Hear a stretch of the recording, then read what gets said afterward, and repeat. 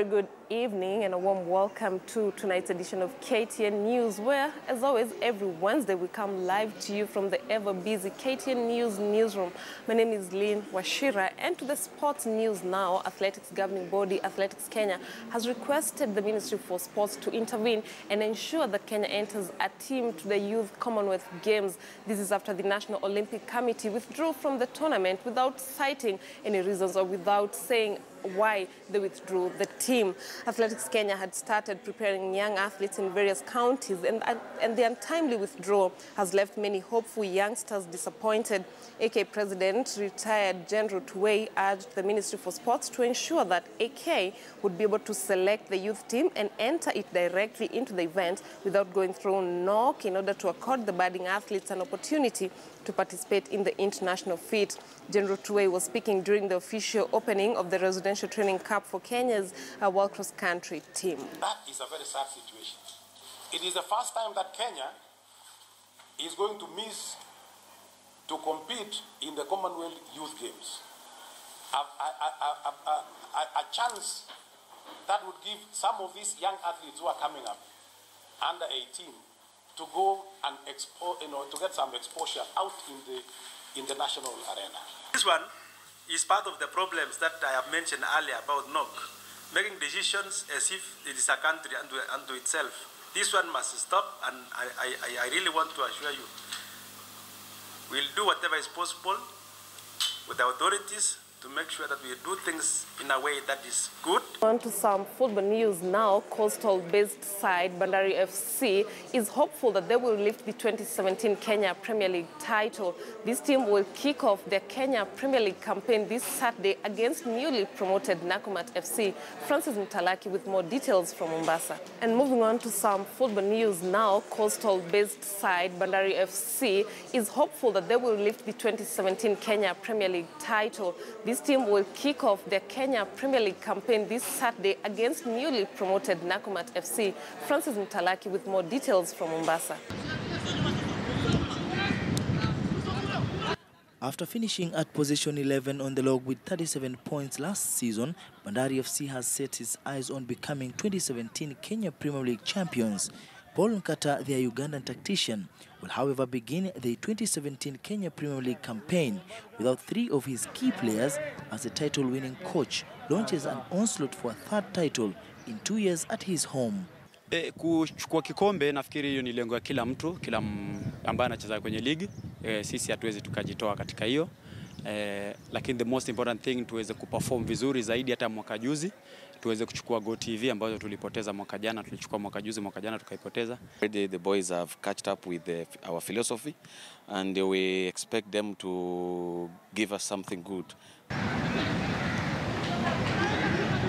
Despite the new KPL season-long kick-off wait that resulted from league composition debates, the coastal-based club has been able to prepare well and expect the 6 newly recruits to star. We have people like Akina Agwanda, we have Kelly, we have Beach, and we know through their experience, at least they will soon civilize with others. But I expect them to perform better. After having a mixed season, the mantle now shifts to their new coach Paul Nkata as he begins life with the Dockers to better their results as they are set to kick off their season against Nakumatt FC. The only disadvantage tunayo huku Mombasa ni kwamba kupata teams ambazo zina play in the same level kama sisi kwa Premier League ni ngumu, but zile ambazo tumepata tunashukuru Mungu, tumecheza nazo vizuri. You know, I can't promise that the team has jailed, but you know, once we play the first game, will definitely show us where the weaknesses is and where our strength is and where we are supposed to strengthen.